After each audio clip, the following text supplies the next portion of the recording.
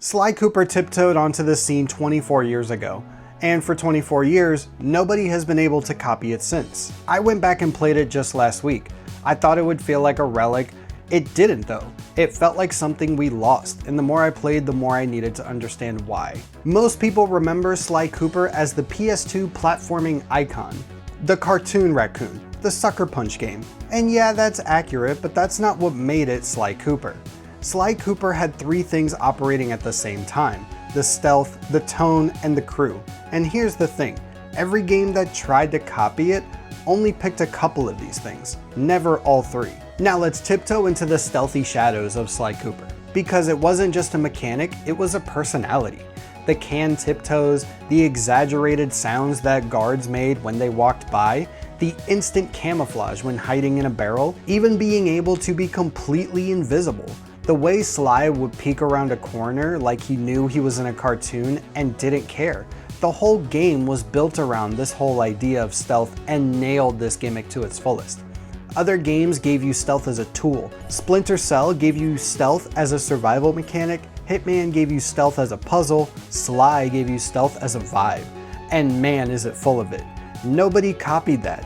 They copied the genre label. That's different. Now here's where it gets interesting, because the tone is where successors fall apart at. Sly Cooper is a cartoon. The cel-shaded art style, the characters, the sound design, it's animated. The jazz noir music builds the atmosphere in each and every single level. The Cooper gang actually grieve together, and they drive with each other, fight with one another, they laugh with each other, but the story takes itself completely seriously. Nobody winks at the camera, nobody makes a meta joke about being in a video game. Sly Cooper is the suave, anthropomorphic gentleman that steals your heart. That's not cartoon writing, that's just good writing. Games like A Hat in Time is a beautiful game, along with ukuleles, but they are whimsical. You know it's cute and they lean into it. Sly Cooper doesn't know that about itself, and that makes all the difference. But here's the thing nobody truly nails from Sly Cooper. The real reason Sly Cooper works isn't the stealth or the tone, it's Bentley and Murray. Bentley is the brains, he comes up with the gadgets and the plans for the mission. Murray is the muscle, he is the sturdy foundation the guys can always rely on when things get tough. Sly is the sly raccoon with his suave charm and his whole family line of thieves giving him the tools he needs to take back what's his. The Cooper gang is a found family, meeting each other as orphans and then formed as the perfect thieving group. Every mission, every heist is built around the fact that these three people need each other, not as a mechanic, but simply as characters. Co-op games give you teamwork, Sly Cooper gave you a crew that would risk it all for each other. Those are not the same thing. When Bentley gets hurt in Sly 2, the game stops. Not to trigger a cutscene, because Sly and Murray are devastated. And you are too. Show me another platformer that even remotely goes through what the Cooper gang goes through.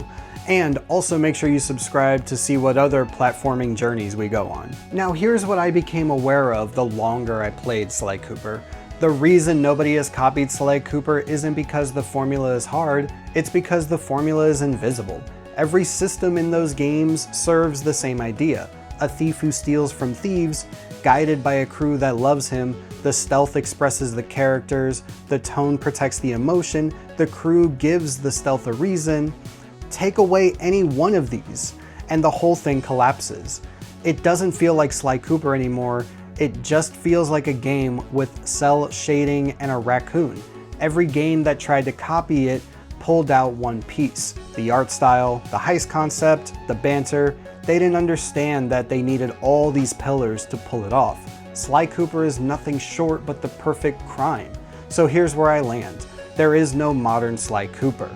There are modern platformers, there are modern stealth games, there are modern cel-shaded games, but nobody has put all three of these in the same room and made them trust each other. And until someone does, Sly Cooper stands completely alone. And if you disagree, if you have found a game that plays like Sly Cooper, make sure you drop it in the comments down below. I truly want to be wrong about this. And for the top voted one, I'll make sure to revisit it in a later video. And make sure you hit that subscribe button. We're going somewhere completely different next time. See you then.